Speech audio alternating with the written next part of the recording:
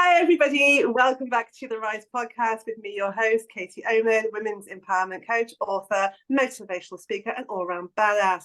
I have created this podcast because I want to show you some inspirational women and their stories, and I just believe in the power of women and their stories to change the world. So, that being said, I have a very special guest today. I mean, all my women are special, but this is my bestie. We've been best friends for like 8 years. Oh, that feels like, surely it's got to be 2. I mean, how can we be 8 years older from when we met? Oh, that's depressing.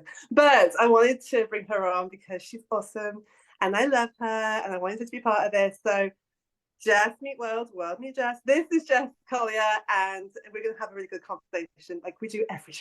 So Jess, thank you for being on, sweetheart. I really appreciate it. Well, yeah, you're welcome. Thank you for asking me. I really appreciate it. And I love you, of course. Of course.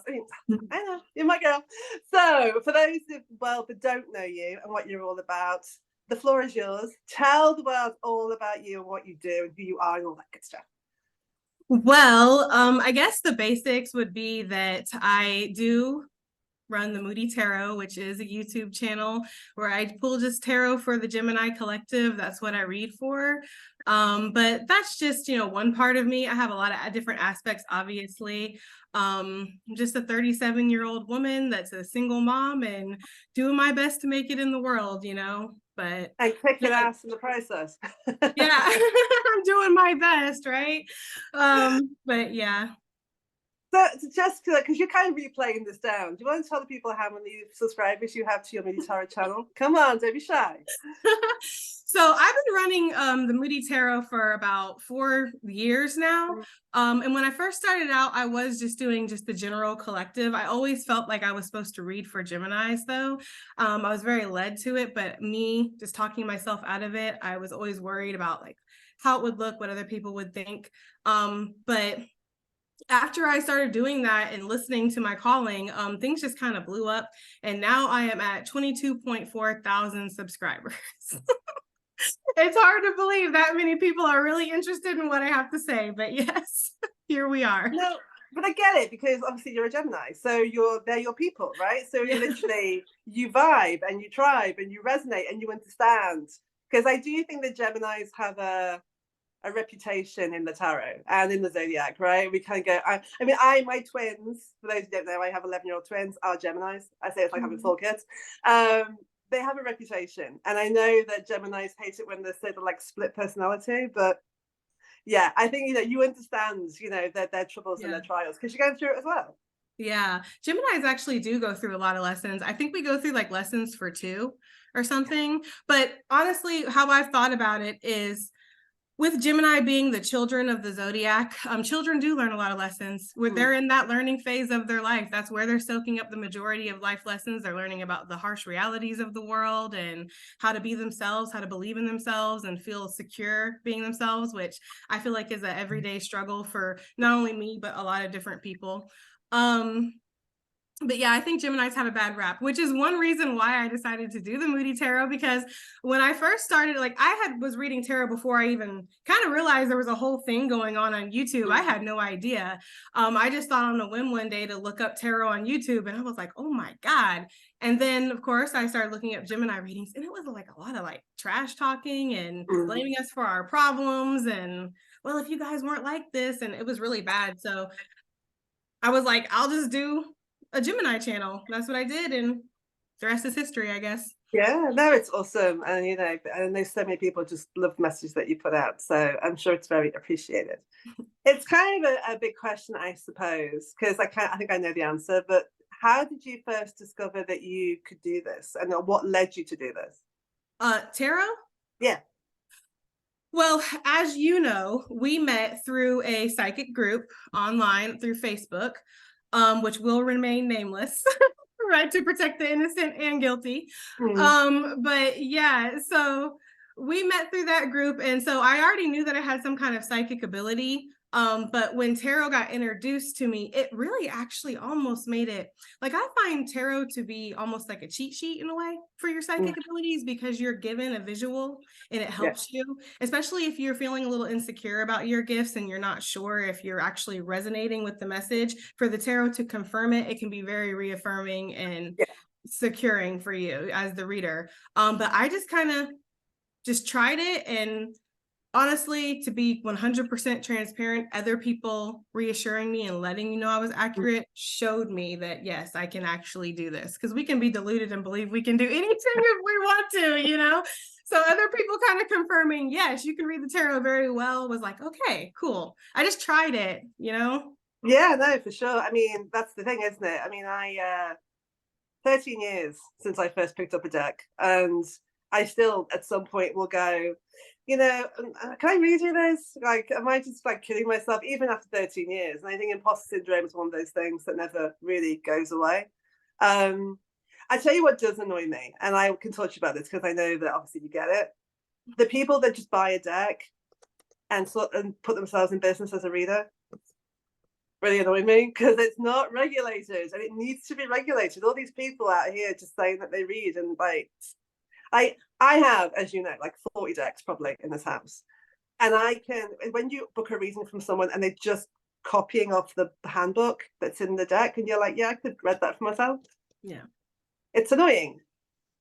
I think that that's where it comes to being self-governing, you know?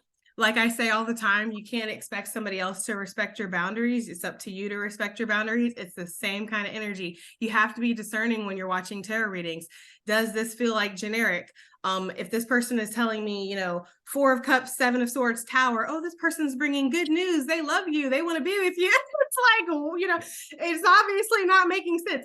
And it's unfortunate for people who are not really, they're not, you know, well read with tarot themselves. They are the sitter. They're there to get the message. They're not there to know what the cards are saying. That's your job to decipher it for them. So I feel bad for those people, but life is a learning curve, and you got to learn somehow. Sure, absolutely. I just think there are people in there who see it as like easy money. Yes. And that's the thing. And it's so, yeah, to use your discernment and, you know, listen to your intuition. I mean, that's one of those things that gets kind of thrown around a lot, is like, you know, listen to your intuition. Do you find that your intuition has gotten stronger over the years? Do you, well, maybe not, maybe that's the wrong question. Do you feel more connected to it, or is it still an ongoing journey? It's always an ongoing journey. I don't even know if anybody can truly ever master anything in a lifetime, because I feel like if you have, wouldn't you not be here then? Wouldn't you be like a spirit guide on the other side leading us? You know what I mean? If you had it all figured out. So that's one huge red flag for me when it comes to readers and spiritualists in general, is when they have all the answers. They know everything. They are just an ascended master here to help everybody else. You know, like none of this involves me. Like, it's like that. Like, that's a big red flag for me. I'm sorry, what was the question? I forgot. I got all about your intuition. Do you think you feel more connected to it now? Yes. Thank you, ma'am. Yes. I do feel a lot more connected to my intuition now, but it fluctuates. And sometimes I feel like spirit wants me to really learn to depend on myself a lot more than it. Because as you know, from being my best friend, I will reach to my tarot cards for anything to get like just a resemblance of, is this the correct way for me? But spirit always gives me the same answer every time. Listen to yourself, listen to yourself, listen to yourself. You know that. It's like spirit really wants me to trust myself. And you know, obviously your intuition is a part of yourself, but I feel like it's just ongoing. But yes, I do feel more connected. Yeah, absolutely. I think it is. It's like any journey. I always say it's like a muscle. You know, if you started working down at the gym, you couldn't do like a 10-mile run on the first week because you'd kill yourself. You know, it's a development, and the more that you trust it, the more it, you know, that relationship obviously improves. What do people misconceive or you know, probably assume about you being a reader? Because I know I've had people come to me going, "Can you tell me the lottery numbers?" I'm like, if I could do the lottery numbers, why would I give them to you? Yeah, it's like the obvious stuff, but honestly, like tarot is becoming so oversaturated that to say you read tarot, like a lot of people read tarot nowadays, you know, so as you say, read tarot. But I think one of the biggest misconceptions would probably be in my name, the Moody Tarot. I think that a lot of people actually assume that I'm going to be like grumpy and hard and angry, and like because of that. when really the Moody Tarot is me accepting all the moods of life, all the emotions of life. I feel everything type of thing. And actually, I'm pretty generally like bubbly, happy. So I feel like that's one misconception just from the name, of me doing tarot. But I think that also some of it might be with my confidence. I feel like I sound like I'm a lot more confident than I actually am sometimes. And you, as somebody who knows me on the other side, you know that like I'm always anxious before I release a reading to the public. Like I'm always worried if this is going to resonate, if people are going to care what's going on. So I just feel like those are some of the misconceptions. I don't feel like I necessarily get judged because like you're a devil worshiper or anything like that. No, I mean, obviously, we remember both of us when the classic, the Doreen Virtue, who's like, I feel like her name shall not be mentioned anymore, but when because of course she was so into that world, and then when she, obviously, her story is that she saw Jesus, who gave her a message that it was to step away from it, and she didn't just step away from it, she denounced it all as devil and satanic and evil. And I don't know about you, I had a moment because I have decks from the ones that she made with Radley Valentine, and I thought I should get rid of these not because of what she said, but I felt like I didn't want her name in my house, right? Basically. Right. And then I actually thought, I've had some of these decks for like 13 years. They're not her decks, they're mine. And so it was, but certainly people have come to me and being like, I'll pray for you, you're doing the devil's work. I'm like, they're pieces of card with pictures on them. How is that? What? It's your they're gonna pray for you though. Like, they could be like, wanting to like slander you or write the newspaper or something, so at least they're just gonna pray for you. That's nice, honestly. I'd be like, thank you. I'll pray for you too, and pray for each other, honestly. The Doreen Virtue thing was kind of, you've been doing the spiritual thing a lot longer than me. So the Doreen Virtue for me didn't affect me as hard. But I only have like a couple decks. I think one you gifted me, so obviously I'll never get rid of that. And the other one is from her, but it's a knockoff. So it's like, they don't sell your decks anymore, and I wanted the romance one, so I gotta do what I gotta do. But yeah, I'm not really worried about her. If I mention, she does come up sometimes in readings, though. It's weird, but it usually is something in like, Yeah, I just like to say that nothing it's all your intention, right? So if you're reading with the intention of like bringing through darkness and lower vibration and stuff, well, you're gonna pick up stuff that you don't want to pick up on, right? Yeah. But they're just cards with pictures on them. It's you that is really drawing the energy in, and I think people really misunderstand it even now. Yes, it's more common, but you will get that faction of society that still thinks that we're doing like round to cauldron on a Saturday night. Yeah, which I don't have any problems with anybody that is doing that. Me neither. What? Like, as long as you're not doing something to me, then I don't really care, but it's just, and I think that might be actually a big misconception that is not really said to my face, is that I'm a witch, possibly because I am a little witchy. I look a little witchy. My aesthetic is a little witchy. This is true. But I'm too lazy to be a witch. I'm gonna be real with you. They have a lot of rituals, a lot of meeting up every full moon. I'm already moody on the full moon. You know what I mean? So gonna have to count me out for that one. Plus, I have social anxiety, so I would be doing this the whole time, making jokes. We would never get nothing done. No, they're all there trying to do like some very like meaningful, deep ceremony, and you're just there laughing about the wine. Yeah, it's just not gonna work. Can't take anything seriously, not even, that's, I don't know, maybe in a past life though, I'm pretty sure, yes, possibly in a past life, I definitely did subscribe to like being a witch, but in this life, I don't have time for the rituals and all that. I just don't. Absolutely, I get it. Do you find that being a reader on YouTube brings its own challenges? I mean, I know the answer to that, obviously, but for those watching, because you're just susceptible to the public. You're like, you get the light, the dark, the shade, the ugly, all of the mix of life. It's certainly been an interesting journey from what I've witnessed so far. Yeah. And I do shield the collective from a lot, as you know. Like, I remove negative comments. I don't talk about the emails that are like 6 paragraphs long in all caps, screaming at me because I'm laughing during my readings. It's like, if you were hearing things in your head, you'd be laughing too, but I can't explain that to you. It's hard. Like, you know, my guides are very funny, so I do laugh at inappropriate times sometimes. I think the biggest struggle with social media is privacy. Because as you know, I've had people who have sent me 75 emails over 2 years when I did not respond not one time to them. Yeah. Just, you know, saying that we're in a relationship together, sending me pictures of them and everything, you know this. And not a lot of people know that. So yes, that has been something that I have dealt with. You know, the freaks come out at night, as they say, I guess. I don't know. I always kind of look at when you're a lighthouse, when you're out there shining.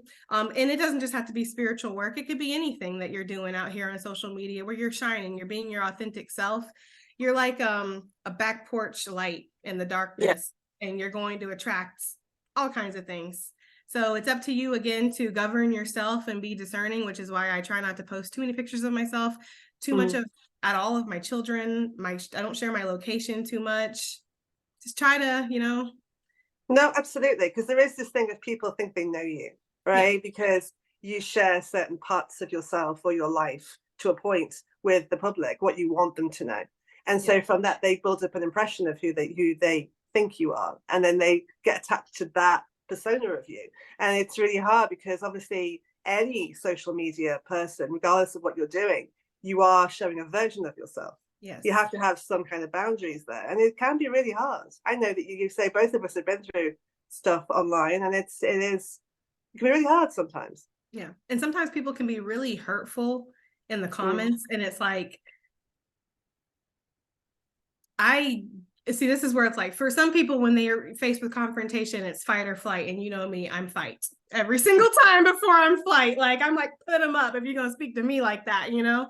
But it's like, a lot of these people would never come say this stuff to your face, but, you know, keyboard warriors, they'll say some really hurtful things sometimes. And it's like, I'm a human being, but I do look at that as the darkness working other people to try to disturb my energy, because that's the point, right? To disturb me, to make me upset, to make me shine a little less.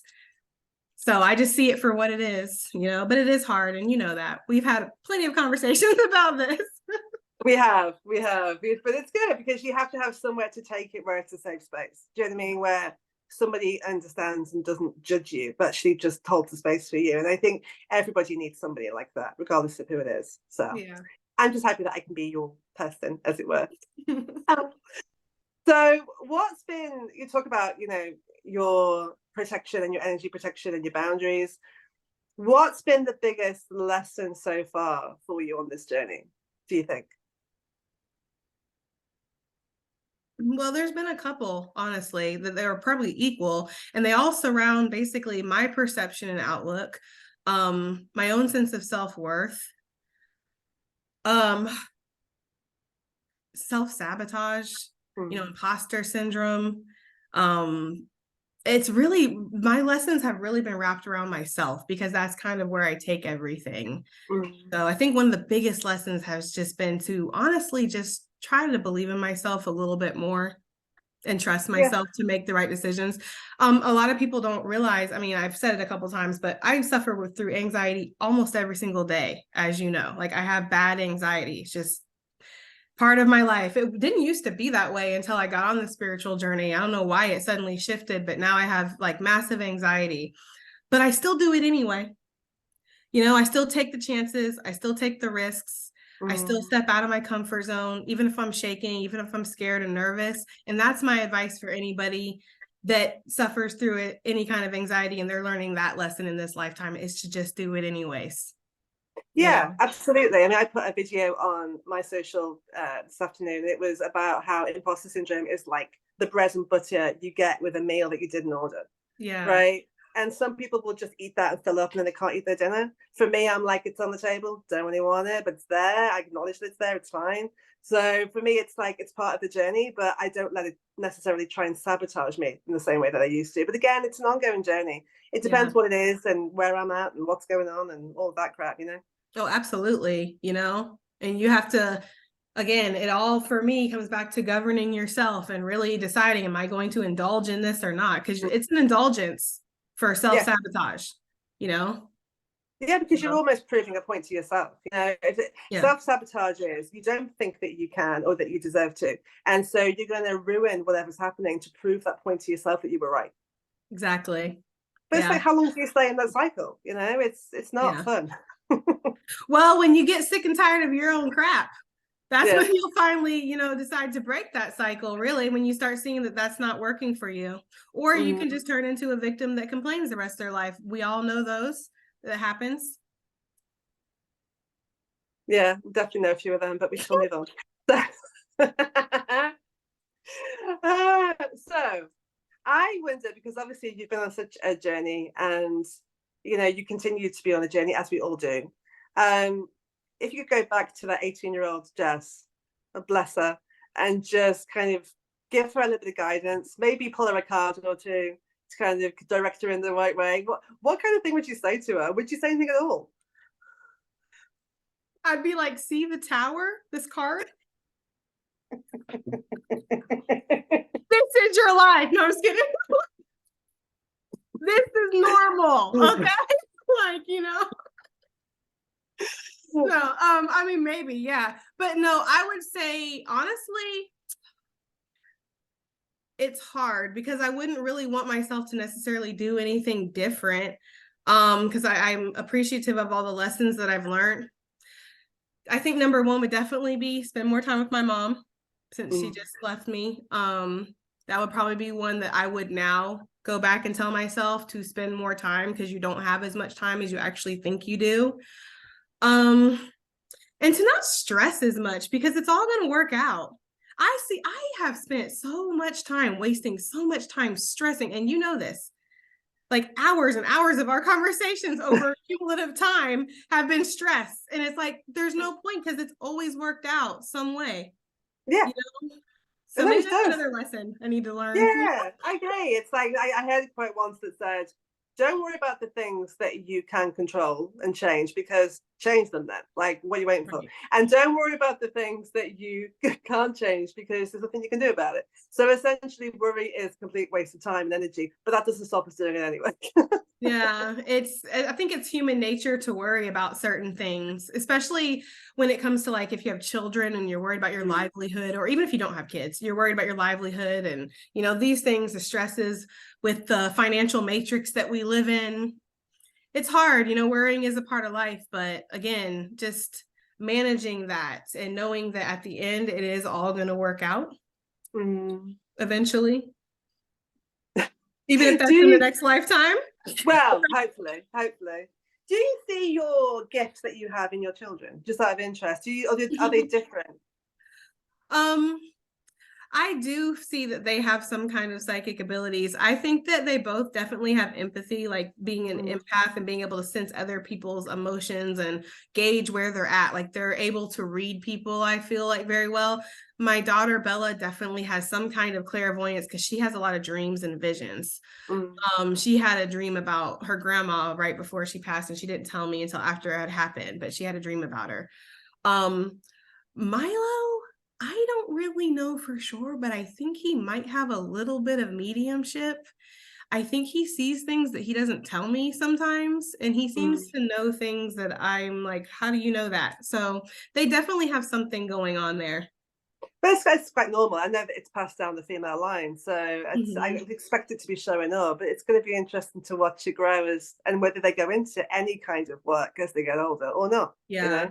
Yeah. I mean, I don't hide it from them. I have tarot decks all over the place, and they know, and, so it's not something that is really hidden. But I kind of let them do their own thing. Yeah, you Like, got it. like my daughter, she's 16. So at her age, I was into church. She happens to go to church now. I let her go to church. It doesn't bother me. But I just want to be supportive, of my kids, and we'll just see how it happens as they get older.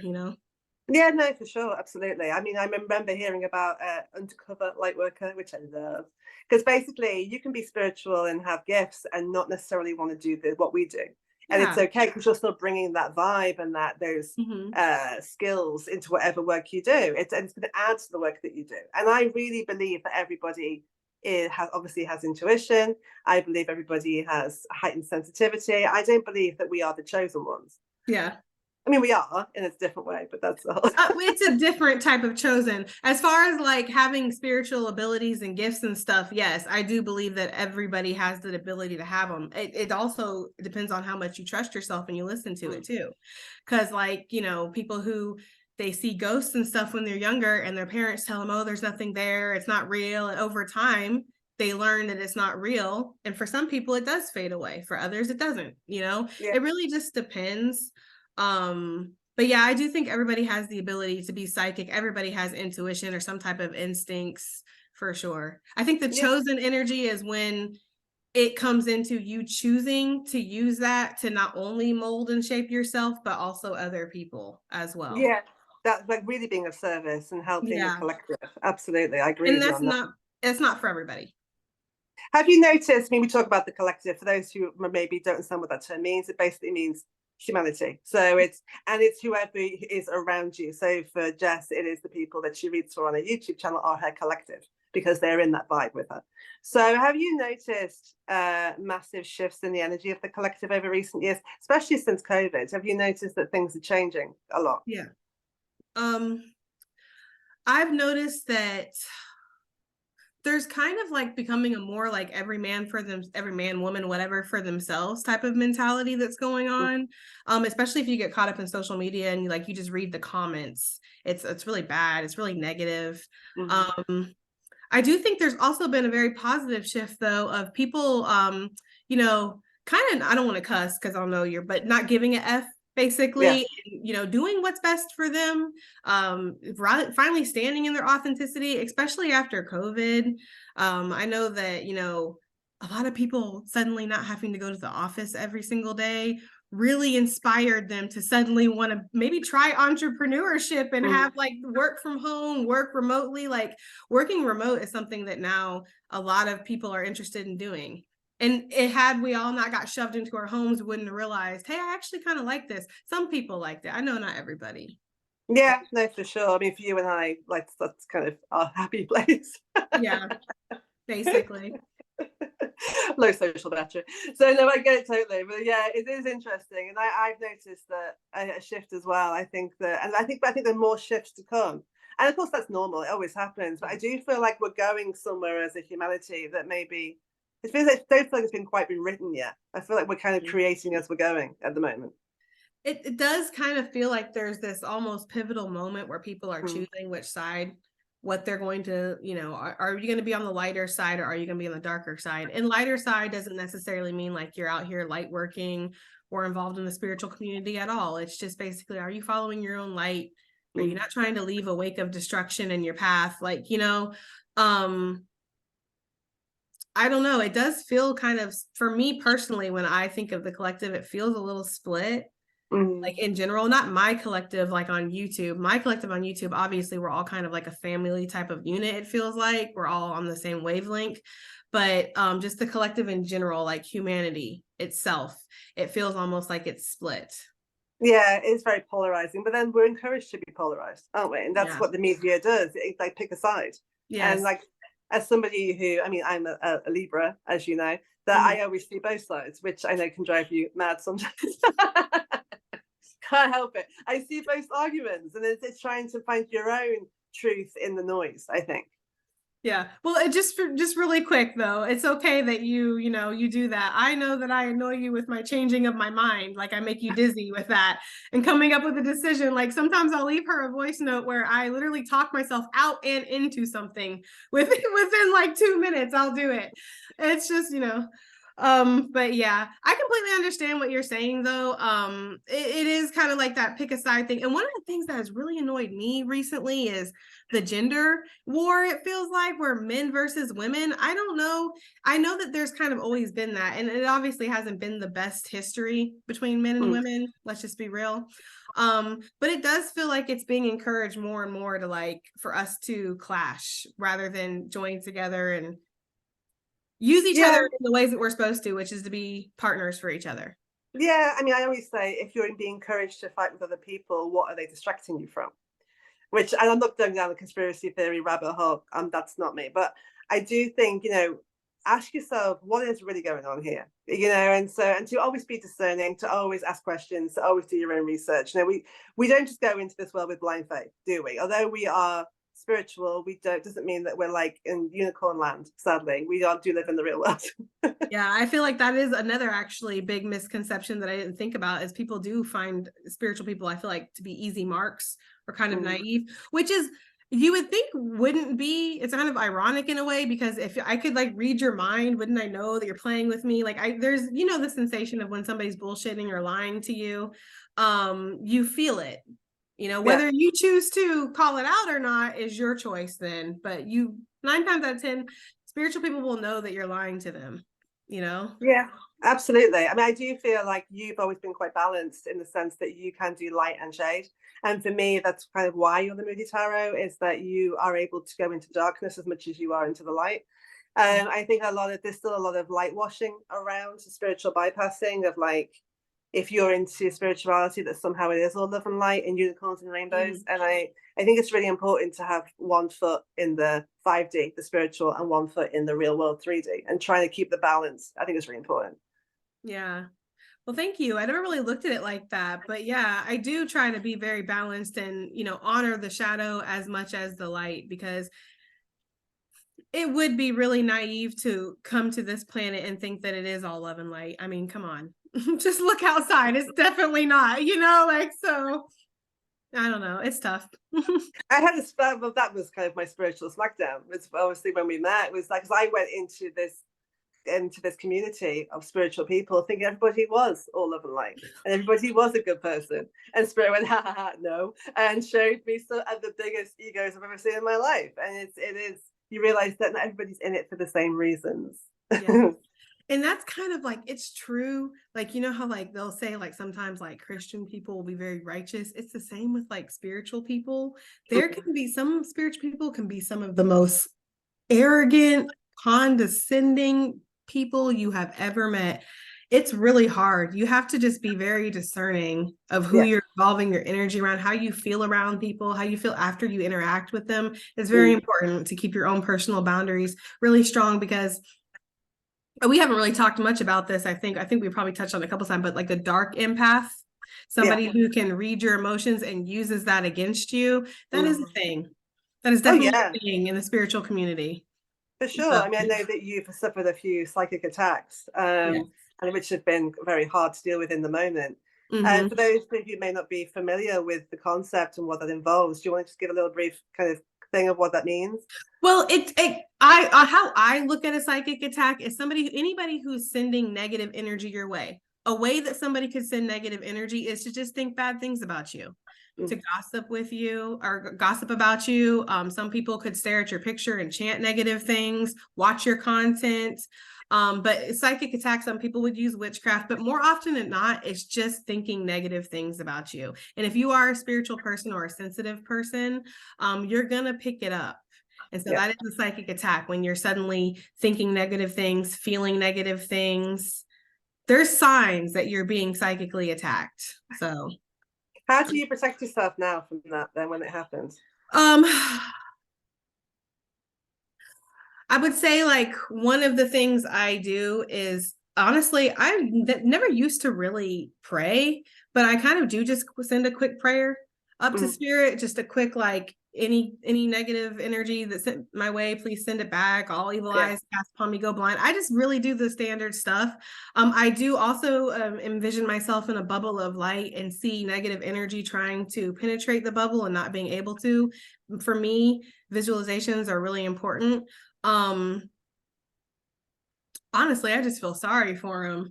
They try to attack me because I know my ancestors don't play. I'm just like, it's gonna be bad for somebody, and I don't know, guys. I'm not involved. Like, I just like, because I really don't wish any kind of ill on anybody. So if somebody's attacking me, I know that it's unwarranted, and it's really not my problem at that point. No, it's true. Although someone did say to me, and it might have been you, that said having a hater is actually a sign that you're doing the right thing.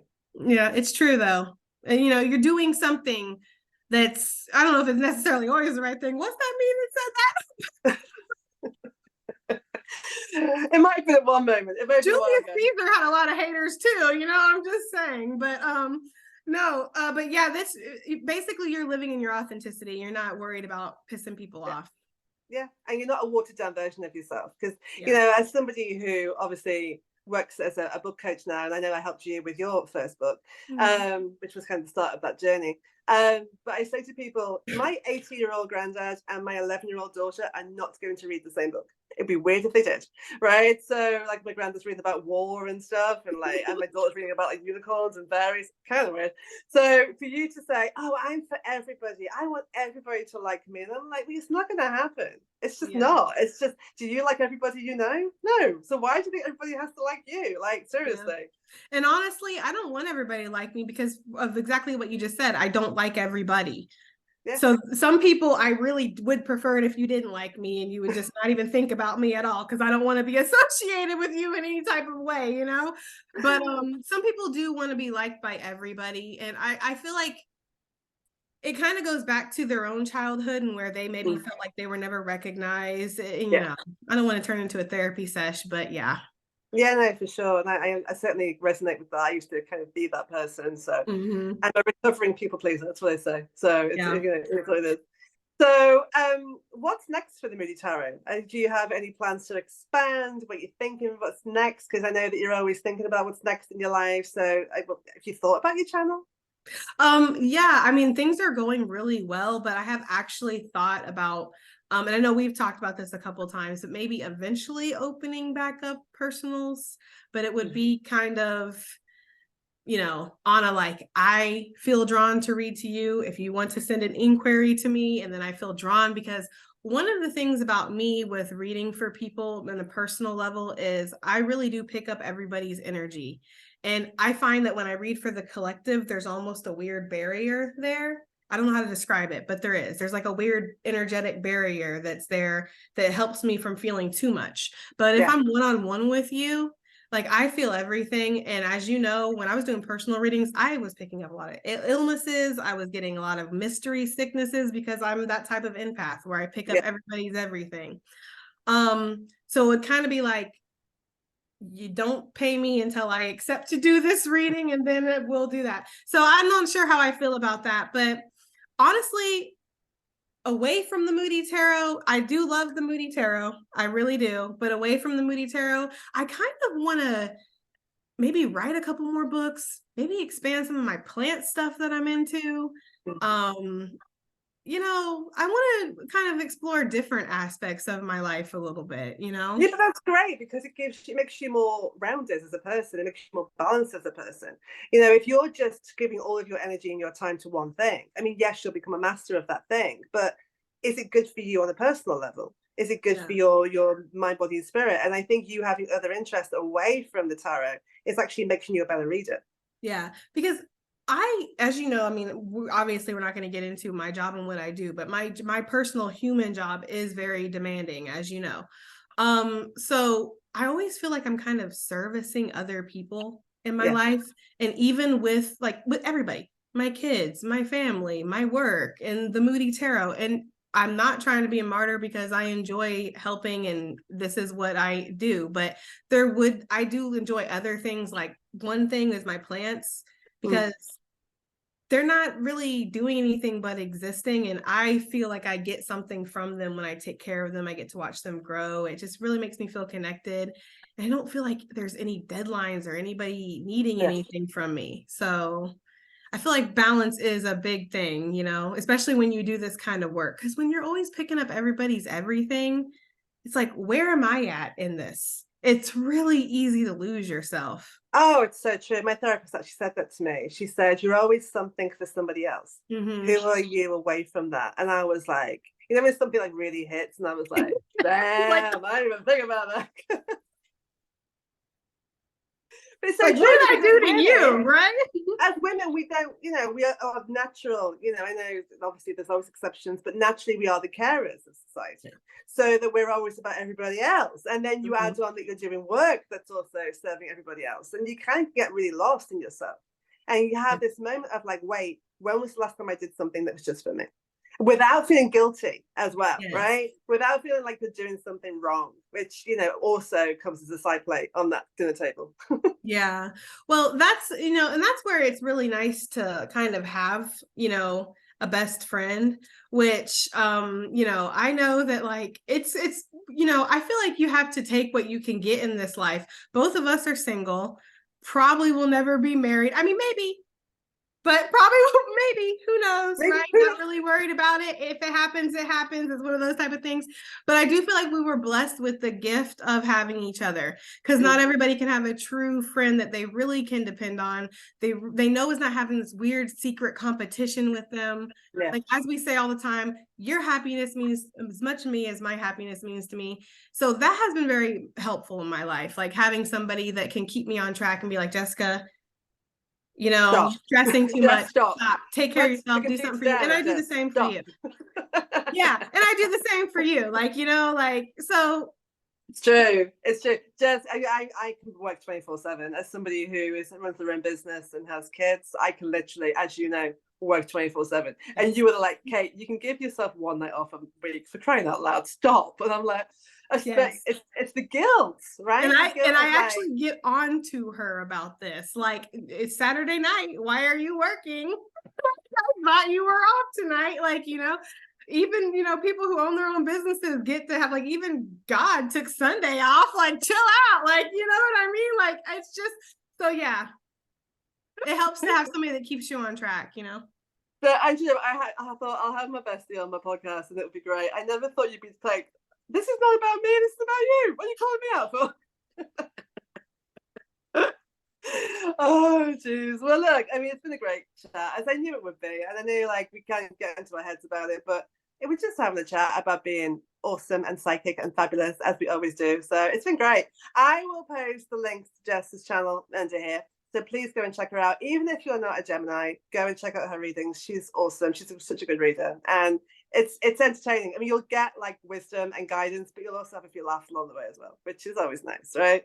We don't take ourselves too seriously around here.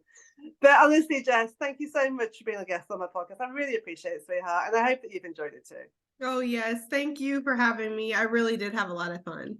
Awesome. Fabulous. And you guys, thank you for watching this. As always, I hope that it's helped and I hope that it's given you a big boost of inspiration for your day. You can give us a little like and a follow. I'd appreciate it. But thank you guys, and I will definitely see you on the next one. Bye.